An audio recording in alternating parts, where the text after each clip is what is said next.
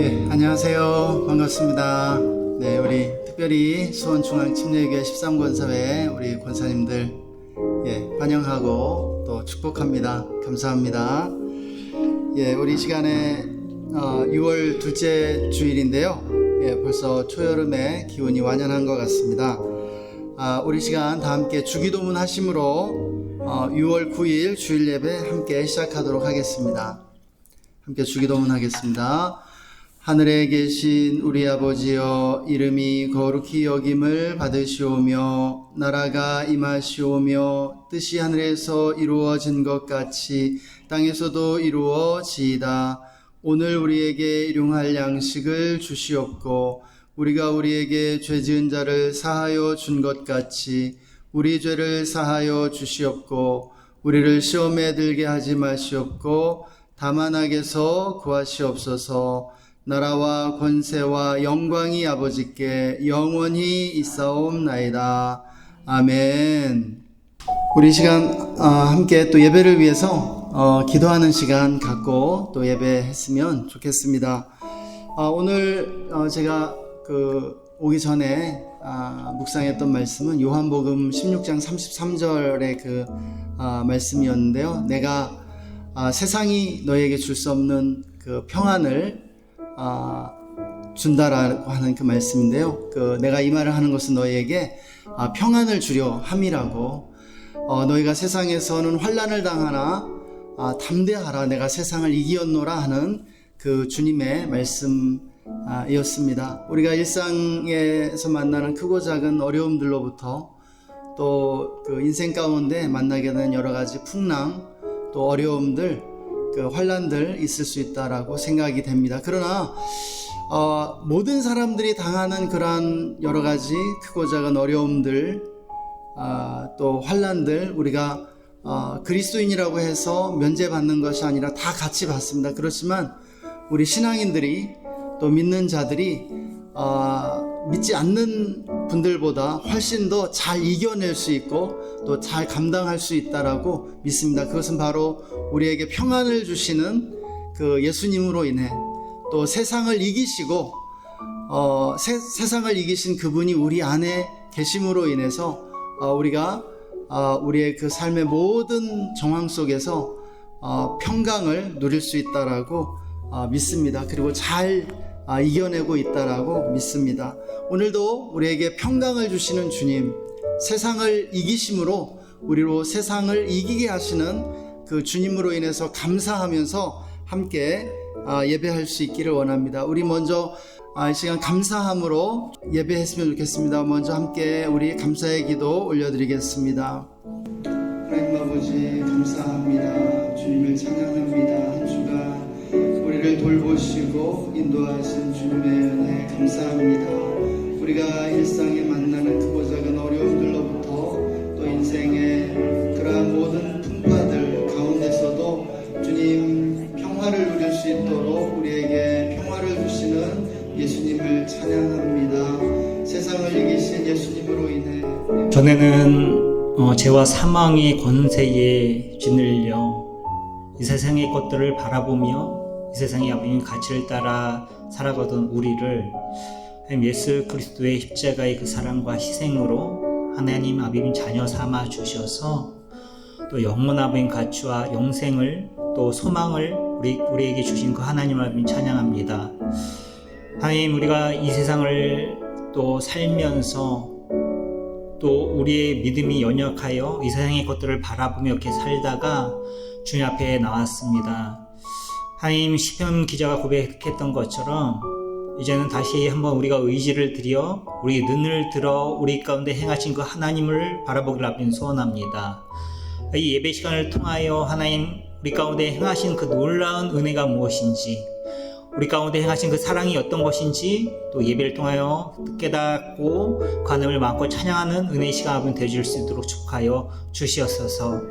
성령님, 우리 가운데 같이 하여 주셔서 우리의 마음 가운데에 굳은 마음들 있다라면 제거하여 주시고, 정말 주님의 은혜가 하늘부터 부어질 때마다 우리 마음 가운데에 그 은혜 가운데에 그 생명 가운데에 풍성히 거하며 누릴 수 있는 그런 부드러운 마음 우리 마음 가운데 허락하여 주시옵소서. 드려진 모든 예배 시간을 주님 앞에 의뢰하고 맡겨드립니다. 사랑하는 거룩하신 예수님의 이름으로 기도드렸습니다. 아멘. 우리 이 시간 다 함께 기쁨으로 주님을 찬송하시겠습니다.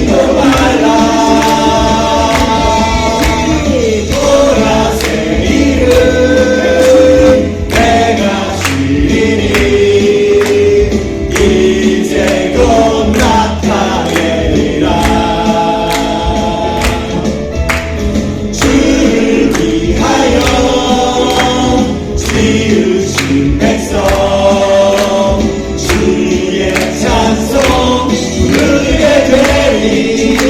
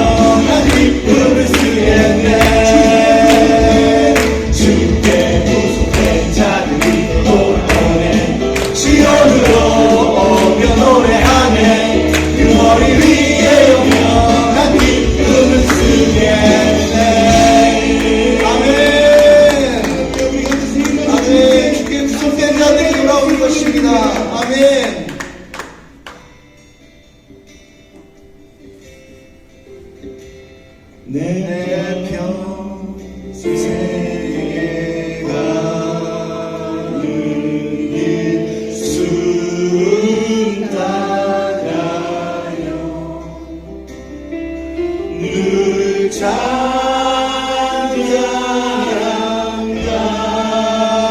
같은지 금풍 바로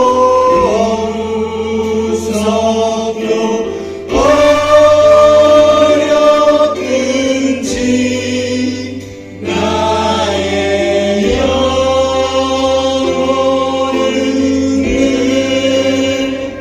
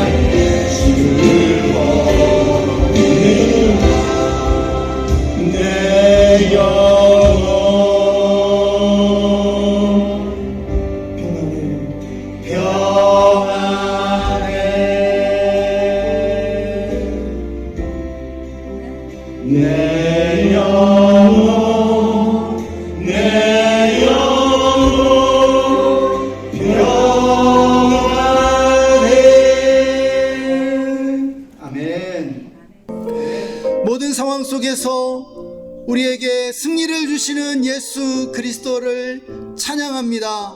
주님은 우리에게 평화를 주시는 평화의 주님이심을 고백합니다. 우리가 주님으로 인하여 거친 파도가 몰려올지라도 날아오를 것이며, 주님 폭풍 가운데서도 주님을 잠잠히 바라며 평강을 누리게 될 것을 선포합니다.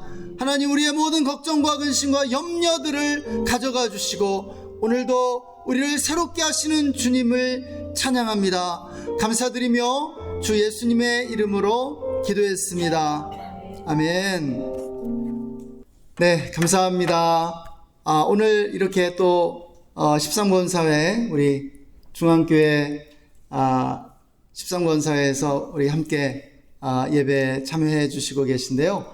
네, 우리가 주의 교회를 항상 이렇게 후원해 주시고 또 위에서 기도해 주시고 또 매년 이렇게 찾아와 주셔서 격려해 주시고 또 이렇게 힘을 주시는 우리 중앙교회 13권사회입니다.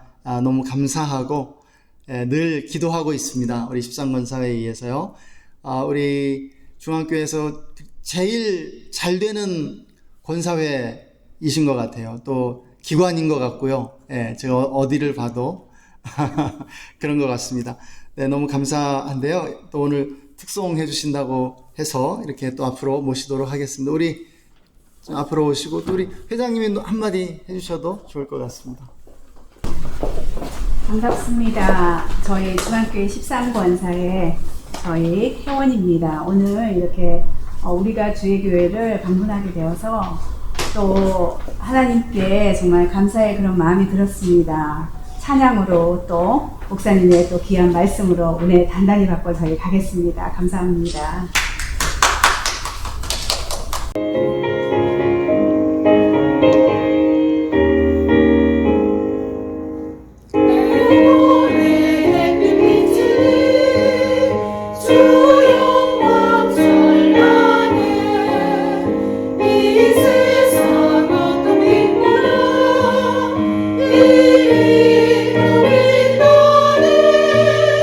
주의 영광 빛나고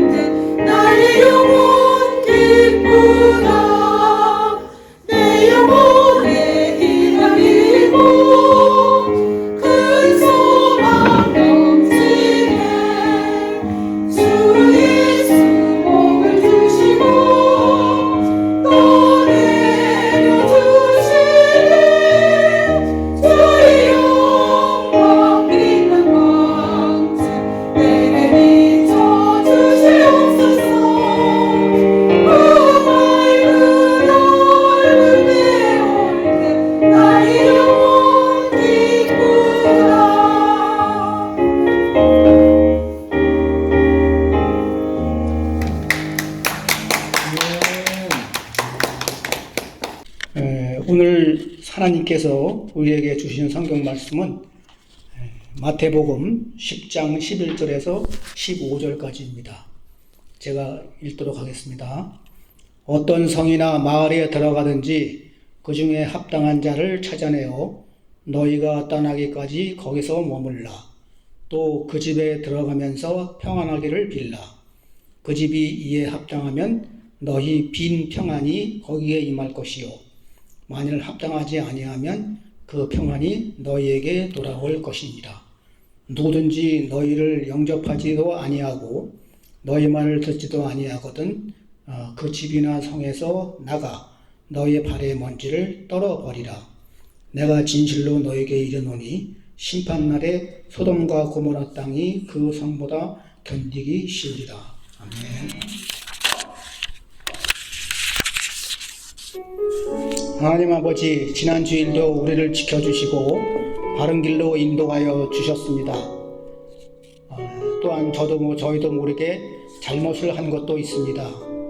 지난 한 주일 동안 주님의 은혜에 감사드리고 또 우리의 잘못에 대해 용서를 구하기 위해 예배를 드리고 있습니다.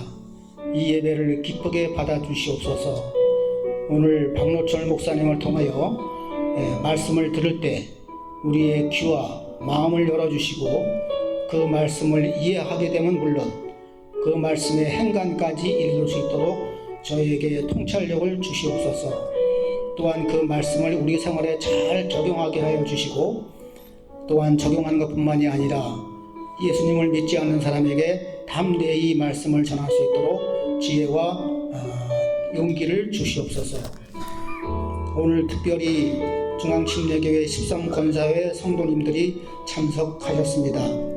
이분들이 하나님 나라에 갈 때까지 이 세상에서 찬양과 예배를 드릴 수 있게 하여 주시옵고 또한 건강하게 하여 주시며 축복 주시고 힘을 모아 이 13권사회가 정말 이 지역사회에서 또는 중앙교회에서 가장 우수한 모범적인 신앙 공동체가 되게 하여 주시옵소서. 예수님, 우리는 나약합니다. 나약함을 고백합니다. 이 세상에 살아갈 때 침체되고 어려운 일을 겪을 때 주님께 의지하게 하여 주시옵소서. 항상 주님만을 붙들게 하여 주시옵소서. 예수님의 이름으로 기도합니다. 예, 할렐루야. 예, 예수님을 사랑하십니까? 아멘. 예, 우리의 찬양과 기쁨이 되시는 예수 그리스도를 찬양합니다. 예, 특별히 우리 13권사회 방문해 주셔서 너무 감사하고 또 우리 13권사회를 축복해 주시고 또 이곳을 보내주신 하나님께 감사를 드립니다. 우리 모두 그리스도인으로 지금 이곳에 모여서 예배를 드리고 있는데요. 우리가 140년 전만 하더라도 우리나라에 그리스도인이 거의 없었습니다. 그럼에도 불구하고 오늘 이렇게 많은 그리스도인들이 이 땅에 생겨나게 되었는데요. 사람들은 어떻게 그리스도인이 되는 것일까요? 예수님께서 승천하신 이후로 지금까지 그리스도인이 된 사람들을 이렇게 조사해 보니까 놀라운 그러한 결과가 나타났습니다. 사람들은 개인적으로 이렇게 한 사람씩 그리스도인이 되는 것이 아니라 집단적으로 이렇게 사람 막 몰려와서 그리스도인이 된다는 그러한 사실이 밝혀진 것이죠. 개인 전도를 통해서 예수님을 믿게 되는 경우는 10명에 1명꼴 정도밖에 안 된다라고 합니다. 그러니까 제가 여기서 손을 들어보라고 해도 마찬가지일 거예요. 어떻게 그리스도인이 되었습니까? 라고 했을 때 낯선 사람으로부터 모르는 사람으로부터 내가 이렇게 복음 전도를 받고 예수님 믿게 되었습니다. 교회 나오게 되었습니다. 라고 하는 분은 제가 볼 때 여기 한 분도 안 계실 것 같아요. 대부분은 오빠가 어느 날 교회 갔다 오더니 나보고 교회 가자고 해서 다니게 됐다. 그러거나 어느 날 갑자기 우리 부모님이 혹은 내 친구가 나를 교회로 데려가서 내가 교회 다니게 됐다는 식입니다. 거의 대부분은 이렇게 우리가 그냥 한 사람씩 낯선 사람으로부터 복음 듣고 교회에 나오게 된 것이 아니라 사실은 가족별로, 가족 중에 누구를 통해서, 아주 내가 신뢰하고 내가 소중히 여긴 어떤 사람을 통해서, 부모님을 통해서 내가 교회에 나오기 시작하면서 그리스도인이 되더라는 거예요. 대부분. 그렇다는 것입니다. 그런데 이것이 굉장히 자연스러운 것입니다. 낯선 현상이 아니고 너무나 자연스러운 거예요. 사람들은 낯선 사람을 통해서 듣는 그 소식을 중요하게 여기고 싶어 하지 않습니다. 여러분, 복음을 받아들인다는 것은요, 그 삶이 완전히 송두리째 변화되는 그러한 경험이에요. 근데 삶을 이렇게 송두리째 변화시키는 만큼 이렇게 중요한 소식을 낯선 사람에게서 듣고 싶지 않고요, 내가 굉장히 신뢰하거나 나에게 중요한 사람으로부터 그런 소식을 받고 싶어 하는 거예요. 우리가 좋은 일이 있으면 주변에 있는 사람, 나에게 친한 사람, 내가 좋아하는 사람에게 먼저 나눠주길 원하죠. 좋은 거 있으면은요. 그것처럼 또 그러한 사람에게 그러한 것들을 받게 되는 거예요, 누구나. 그래서 이 복음이라고 하는 이 굉장히 중요한 소식도 사실은 어떤 사람을 통해서 받게 되냐면 나에게 중요한 사람, 내가 정말 신뢰하는 사람을 통해서 그것을 받아들이더라 라는 그러한 사실을 알게 되었다라는 것이죠. 그래서 이 선교에 있어서 가장 중요한 것이 무엇이냐면 이렇게 어떤 집단 개종 운동을 일으키는 것입니다. 사람들이 집단적으로 어떤 민족 전체가, 하나의 어떤 종족 전체가 예수님을 받아들이고 예수님을 따르게 하는 그러한 운동이 그 선교지 안에 일어나도록 하는 것, 그것이 바로 이 선교에 있어서 가장 그 핵심적인 그러한 초점이라고 하는 것입니다. 그래서 우리가 전 세계를 바라볼 때 전 세계에서 선교가 성공한 그러한 지역들이 있는데요, 하나같이 공통점이 있습니다. 바로 이 집단 개종 운동이 일어난 지역들이라는 것입니다. 그 중에 하나가 바로 우리나라입니다. 우리나라도 우리나라 안에서도 이런 집단 개종 운동이 일어났기 때문에 수백만 그리고 천만의 사람들이 예수님을 따르게 된 것이에요. 그냥 한 사람씩 그리스도인이 된 것이 아닙니다. 가족별로, 가문별로, 마을별로, 그리고 친구들끼리 이렇게 뭉쳐서 그런 운동이 일어났던 거예요. 주님께 나아오는 그러한 운동이었던 것이죠. 그래서 오늘날 우리나라에, 이 한국에, 그리고 이 수원에 많은 교회와 그리스도인들이 있게 되었다는 그러한 사실입니다. 그래서 오늘날에도 우리는 이렇게 개인 전도도 중요하지만 사람들이 한 사람씩 그리스도께 나오잖아요. 너무 외롭거든요. 사람들은요, 함께, 무엇이든지 함께 이렇게 어떤 그러한 흐름을 따라서 이 신앙을 갖기를 원하는 것입니다. 그래서 그러한 운동이 오늘 우리나라에도 여전히 필요하다라고 믿습니다. 그런데 우리가 살펴보는 바와 같이, 오늘 알게 된 것과 같이, 참 우리나라가 선교지보다도 더 복음에 대해서 닫혀있는 그러한 땅이 된 것을 알게 됩니다. 우리 정말 선교지로 나간 선교사님들이 한국에 들어오면 깜짝깜짝 놀라실 것 같아요. 왜냐하면 복음에 대해서 점점 더 사람들의 그러한 반응이 이렇게 거부하고 또 들으려고 하지 않는 그러한 마음의 상태가 되었기 때문입니다. 우리나라에 5,150만 인구가 살고 있습니다. 그 중에 개신교, 천주교 다 합해서 1,500만 명, 이쪽 저쪽의 사람들만이 예수님을 구세주로 고백하고 있다는 것이죠. 그렇다면 최소한 3,500만 이상의 사람들이 구원받지 못한 채 죽어가고 있다고 할 수 있겠습니다.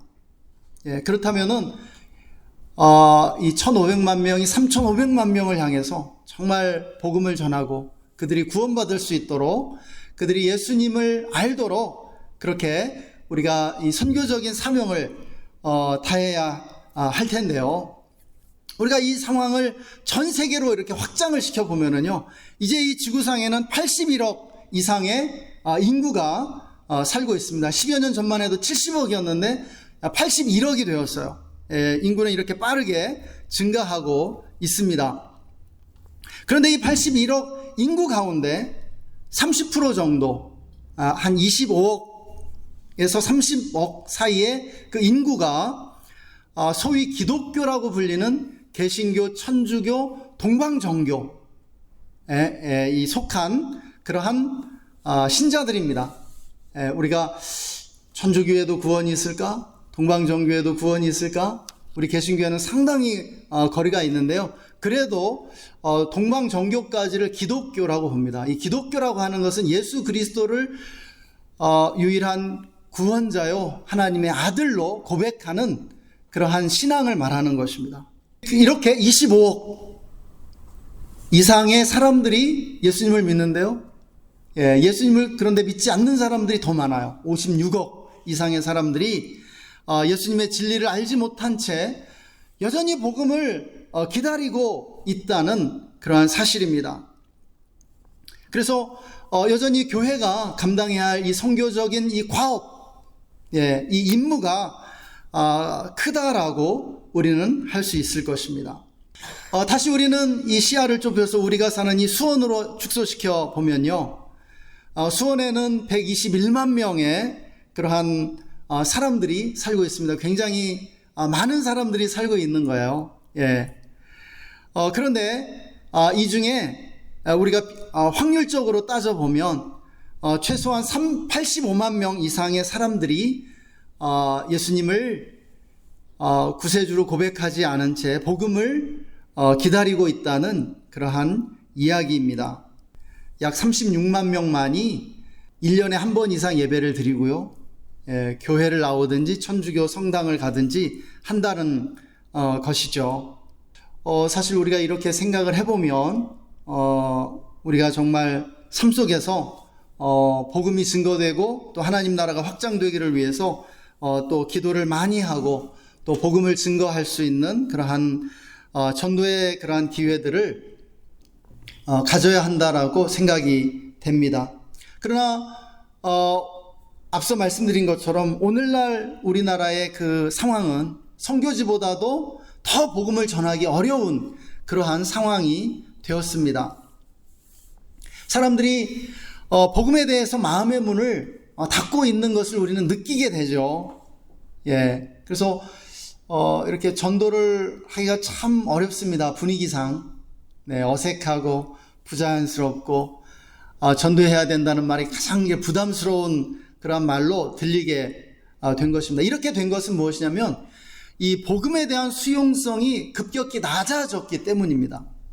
그러니까 우리가 선교를 할 때 가장 중요한 것이 무엇이냐면 복음에 대한 수용성이거든요.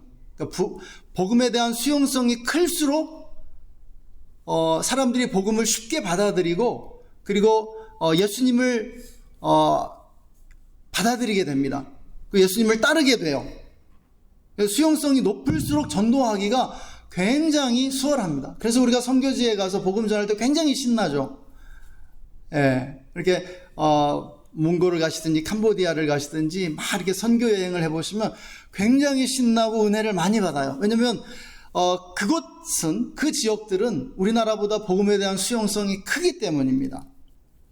그런데 우리나라는요, 지금 복음에 대한 저항성이 높아지고 있는 거죠. 수용성 대신에 저항성이 높아져 있는 상황이라는 것입니다. 우리나라에서 복음에 대한 그런 수용성이 가장 높았던 시기를 언제로 보냐면 60, 70년대로 봅니다. 이 가운데도 60, 70년대 예수님 믿게 된 분들이 많이 계실 것 같아요.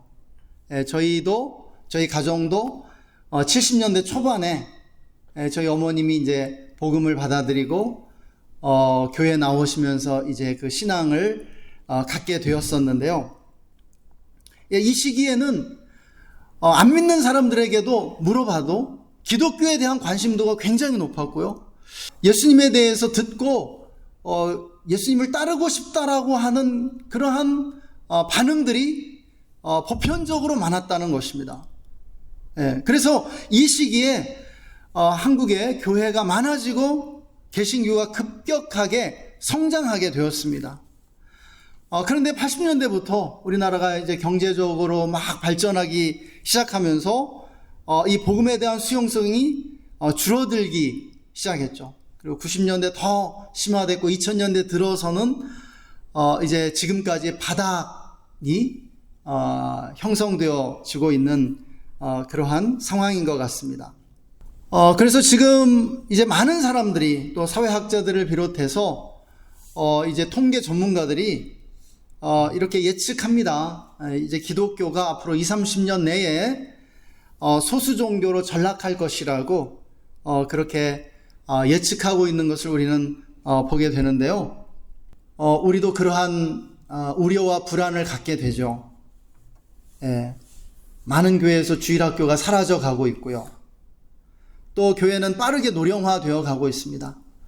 예, 우리 수원중앙침례교회만 하더라도 점점 어르신들이 이제 예배를 많이 채우게 되는 것을 보게 되죠. 또 제가 교구를 섬길 때만 하더라도 교구의 목장 구성원들의 평균 연령이 50대 후반부터 이렇게 거의 이렇게 형성이 되고 40대는 거의 목장에 참여하지 않는 것들을 보게 되었던 것 같습니다. 어떤 의미에서 수원중앙침례교회 한국교회 축소판이라고 할 수 있는 것이죠. 예, 제가 느꼈던 것은 정말 수원중앙침례교회는 한국교회 축소판이구나. 수원중앙침례교회를 보면 한국교회를 볼 수 있구나, 그런 마음이었던 것 같습니다. 또 젊은 세대가 교회를 빠르게 떠나갑니다. 우리 권사님들 자제분들 중에서도 또 교회 안 나오는 그런 자제분들이 많아서 또 기도하시는 분들도 많이 있고요. 그래서 이제 우리가 사는 이 땅이 선교지가 되었다는 사실, 그리고 우리가 선교사라는 사실, 우리가 이제는 자각해야 할 때라고 믿습니다. 우리는 이제 기독교의 미래를 걱정해야 됩니다. 교회의 미래를 걱정해야 돼요. 사회학자들이나 통계 전문가들이 예측하는 대로 되지는 않을 거예요. 왜냐하면 이 기독교 신앙에 힘이 있고요, 경쟁력이 있기 때문입니다. 분명히 사람들은 금방 알게 돼요. 기독교 신앙을 가진 사람과 가지지 않은 사람들이 어떻게 다른지. 벌써 신앙을 떠난 사람들은 아이를 안 낳습니다. 아이를 안 낳으려고 하고요. 그리고 쉽게 인생에 대해서 비관적이 되고 또 포기하려는 그러한 경향성을 갖게 돼요. 그래서 신앙을 갖는 것이 얼마나 강력한 힘을 갖는지 사람들은 곧 비교를 통해서 알게 될 것이다 라고 생각이 됩니다. 그래서 기독교가 그렇게 쉽게 쇠퇴하지는 않을 것인데, 그럼에도 불구하고 우리는 계속해서 기독교의 미래를 위해서 우리가 어떤 일을 해야 하는지 생각해야 한다는 것이죠. 그래서 기독교 신앙으로 회심하는 이러한 집단 개종운동이 이제 기독교의 그러한 미래가 여기에 걸려 있고 여기에 달려 있는데요. 60, 70년대와 같은 이러한 집단 개종운동이 일어나야 됩니다. 특별히 오늘 그 이야기를 하기 위해서 오늘 본문을 선택했는데, 오늘 본문은 민족과 나라와 도시와 가족들이 주님께 돌아오는 이러한 운동이 일어나기 위해서 무엇이 필요한지를 사실은 주님이 가르쳐 주시는 말씀입니다. 예, 주님이 이 땅에 오셔서 전 세계의 모든 가족들을 모으는, 모든 가족들이 주님께로 나오게 하는 그 운동을 시작하신 것이에요. 그리고 이제 그 운동을 시작하시면서 제자들에게 모든 나라와 민족과 가족들이 주님께 돌아오게 하는 그러한 전도 전략을 오늘 말씀을 통해서 가르쳐 주신 것이라고 그렇게 할 수 있겠습니다. 우리가 본문을 보게 되면 주님이 이제 12제자를 세우세요. 이 10장 이 초반부예요. 이 12제자를 세우신 뒤에 그들을 둘씩 짝지어서 이제 각동 각처로 전도여행에 보내십니다. 그리고 전도여행에 보내시면서 제자들에게 이제 전도여행을 하면서 어떻게 해야 하는지를 가르쳐 주시는 말씀의 그 그 후반부가 바로 오늘 함께 읽었던 본문입니다. 전체를 읽으면 너무 길기 때문에 이제 후반부만 읽었는데요. 주님은 제자들에게 각동각처로 가서 이제 말씀을 전하라고, 전도하라고 명하시는 것이죠. 그리고 본문에서 주님은 이제 어떤 성이나 마을에 들어가든지 제자들을 처음으로 환영하고 영접한 사람을 찾아내 그의 집에 머물라고 하십니다. 그리고 그의 집에 머물면서 그 동네에, 그 마을에 이제 그 복음을 전하라고, 하나님 나라를 선포하라고 말씀하시는 것이죠. 그리고 그들을 환영한 그 사람의 집에 평안을 빌어주라고 말씀하십니다. 그것이 오늘 본문의 말씀인데요. 선교학자들은, 그리고 선교사들은 바로 이 사람을 주목하고 있습니다. 어떤 사람이요? 제자들을 처음으로 환영하고 영접한 사람이요. 선교사들은요, 선교학자들은요, 바로 이 사람, 제자들을 처음으로 영접한 사람, 전도자들을 처음으로 영접하는 사람을 가리켜서 이름을 붙였습니다. 평화의 사람이라고요.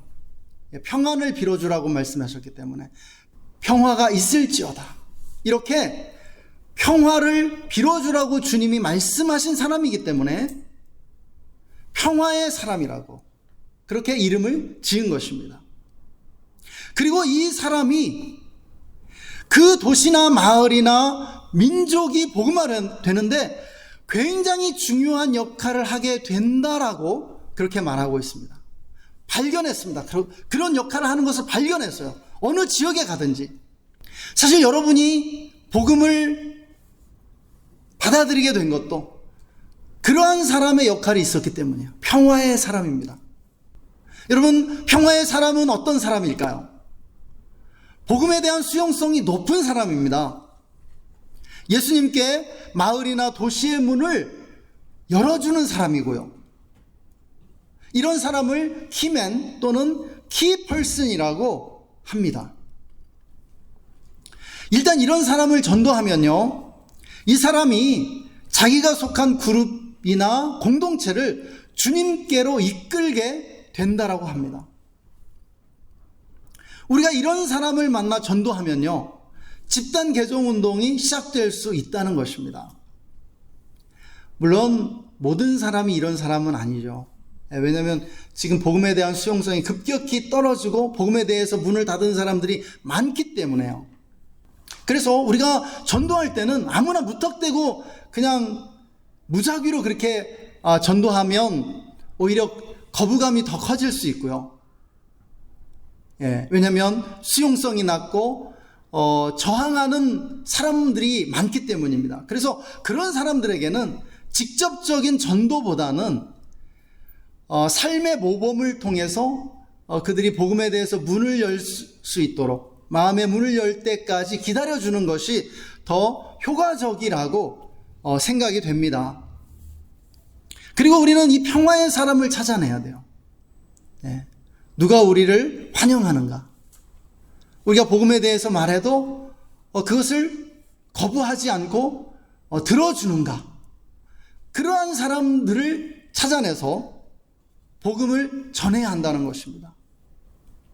우호적인 사람이죠. 그래서요, 지금 우리는 이제 전도는 더 이상 안 돼, 사람들은 이제 복음을 더 이상 듣지 않을 거야 라고 낙심하거나 체념해서는 안 됩니다. 기도하면서 하나님이 어떤 사람을 지금 부르고 계신지, 어떤 사람에게 복음을 전하라고 하시는지 기회를 봐야 돼요. 그런데 이 전도를 하기 위해서 가장 필요한 것이 무엇이냐? 사랑이라는 것을 발견했습니다. 제가 젊었을 때는요, 제가 사역을 시작할 무렵에는 믿음이 더 강해지기를 위해서 기도했습니다. 사역은 믿음으로 하는 것이라고, 능력이 믿음에 있다고 믿었기 때문이에요. 그래서 정말 믿음이 강하면 기적도 행할 수 있고, 설교도 더 잘할 수 있고, 사역을 더 왕성하게 할 수 있을 것 같았습니다. 그러다가 나이가 들면서 인간에게 필요한 것, 그리고 나에게 참으로 필요한 것은 소망이라는 사실을 발견하게 되었던 것 같습니다. 절망이 많고 낙심과 실망에 빠지기 쉬운 이 시대를 살아가면서 이 시대를 치유하는 것, 그리고 사람들을 치유하는 것이 있다면 그것은 소망이라는 것, 정말 알게 되었습니다. 그러나 더 나이가 들면서 지금에 이르면서 참된 능력, 참된 치유는 어디에 있는가? 사랑에 있다는 것을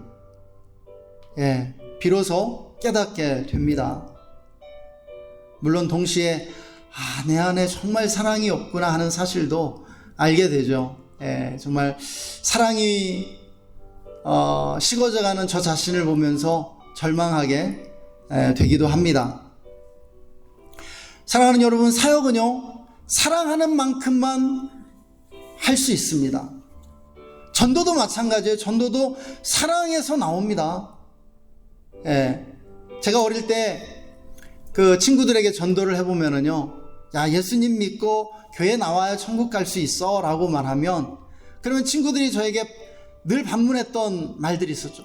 야, 그럼 이순신 장군은, 세종대왕은 어떻게 됐니? 그렇게 착하고 위대하고 그렇게 선한 분들 지옥 간 거야? 그런데 생각해보면 그런 질문도 나라를 사랑하고 조상들을 사랑하는 마음에서 나온 질문이라는 사실을 알게 됩니다.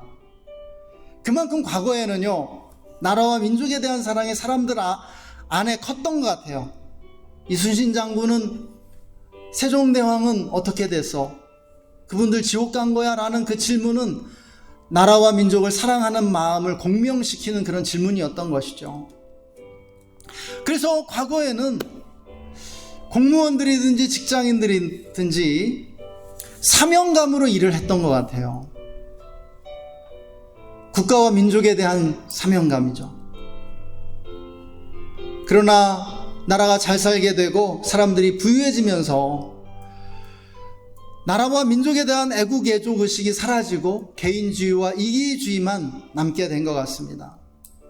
돈을 사랑하면서 사랑은 싣고 무엇을 하든지 돈만 생각하게 된 것 같아요. 여러분, 지금 우리에게 필요한 것이 무엇인지 아십니까? 저는 사랑이라고 믿습니다. 안 믿는 가족들에 대한 그 불쌍히 여기는 마음, 복음의 문을, 마음의 문을 닫고 하나님을 알지 못한 채 살아가고 있는 저 수많은 잃어버린 영혼들에 대한 그러한 긍휼히 여기는 마음입니다. 사랑하는 여러분, 모든 인간에게는 하나님이 필요하고요, 하나님의 용서가 필요합니다. 구원이 필요합니다. 여러분, 인간에게 영적인 욕구가 있어서 하나님 만나지 못하면요, 사람들 점점 미쳐갑니다. 성격이 파탄되어 가고요, 황폐해져요. 그래서 이 세상 사람들이 돈은 많아지는데 점점 불행해지는 거예요. 공허해지는 거예요. 삶의 문제가 더 많아지는 것입니다. 사람들을 볼 수 있어야 됩니다. 잃어버린 영혼들이 겪는 그 영혼의 고통과 미래의 그 지옥을 생각해 볼 수 있어야 돼요. 우리 마음에 사랑의 크기를 키워가야 됩니다. 그리고 사랑하는 이들에게 다가가야 돼요. 우리는 사랑하는 만큼 전도하게 되고요, 사랑하는 만큼 사역할 수 있게 된다는 것입니다. 어떤 의미에서 우리 한 사람 한 사람이 평화의 사람입니다. 우리는 이미 복음을 받았고요, 주님을 영접했습니다. 이제 주님은 우리를 통해 우리의 가족과 친구와 이웃을 구원하기를 원하세요. 그럼 지금 우리는 무엇부터 시작해야 할까요? 우리가 지금 당장 할 수 있는 일이 있습니다. 기도부터 해야 하는 것이죠. 사랑하는 이들을 위해 기도할 때 정말 여러분의 자녀들을 위해 기도해 주십시오. 그들의 신앙을 위해서. 하나님 그 기도를 반드시 들어주십니다. 여러분의 가족들을 위해서 기도해 주세요. 그리고 여러분의 친구들, 이웃들, 여러분이 만나는 이들, 스쳐 지나갈지라도 여러분이 도시와 거리를 거닐며 스쳐 지나가게 되는 그 사람들을 위해서, 그 이웃들을 위해서 기도할 때, 그리고 작은 친절을 베풀 때 하나님이 전도의 문을 열어주실 것이라고 믿습니다. 할렐루야. 우리 이 시간 함께 기도하겠습니다. 하나님, 오늘도 우리에게 말씀해 주심을 감사합니다. 아버지, 우리의 가정이 우리가 섬겨야 할 선교지이고, 우리가 문을 열면 우리는 바로 선교의 현장으로 나오게 됨을 고백합니다. 하나님, 정말 우리나라에 계속해서 성령을 부어주십시오. 성령의 그러한 기름 부음과 부흥이 우리의 삶 가운데, 또 우리가 살아가는 그 모든 지역에, 우리나라에 임하게 하여 주시기를 원합니다. 하나님, 그래서 사람들이 한 사람씩 나오는 것이 아니라 때를 이루어 정말 집단적으로 예수 그리스도께 나와 자신의 삶을 바치고 또한 주님을 예배하게 될 수 있도록 하나님 축복하여 주시기를 원합니다. 하나님, 이 땅에 많은 평화의 사람들이 있는 줄 믿습니다. 아버지, 복음을 환영하고 받아들이는 그 복음의 우호적인 평화의 사람들을 우리가 만나서 복음을 전하고 그들에게 예수님을 전할 수 있도록 주님 축복하여 주시옵소서. 예, 주님, 그래서 정말 우리의 가문이 여러 세대를 거쳐 주님 오시는 그날까지 주님께만 충성을 바치고 하나님만을 예배하는 믿음의 가문들 될 수 있도록 축복하여 주시옵소서. 예, 주님 감사합니다. 주님을 찬양합니다. 예수님의 이름으로 감사하며 기도했습니다. 아멘. 지금은 우리를 구원해 주신 우리 구주 예수 그리스도의 놀라우신 은혜와 우리에게 예수님을 보내주신 하나님 아버지의 영원하신 사랑하심과 우리에게 복음을 깨닫게 하시고 복음을 기쁨으로 받아들이게 하시며 하나님의 구원을 누리게 하시는 성령님의 내주 충만 교통 기름 부으심이 오늘 함께 예배한 우리 13권사회 모든 권사님들과 또 함께 예배한 우리가 주의 교회 모든 성도님들과 그 가정과 직장과 삶의 현장 위에, 그리고 우리가 주의 교회와 우리나라 대한민국 위에 지금으로부터 영원토록 함께 계시기를 간절히 축원하옵나이다. 아멘.